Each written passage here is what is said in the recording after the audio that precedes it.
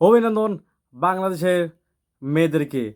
তারা নেপালকে 4-1 গোলে হারিয়েছে। বাংলাদেশ নেপালকে 4-1 গোলে হারিয়ে আরও গুরুত্বপূর্ণ 3 পয়েন্ট অর্জন করল। 4 ম্যাচ খেলে ভারতের বিপক্ষে 1টি হারে বাংলাদেশ পয়েন্ট এখন 9। অন্যদিকে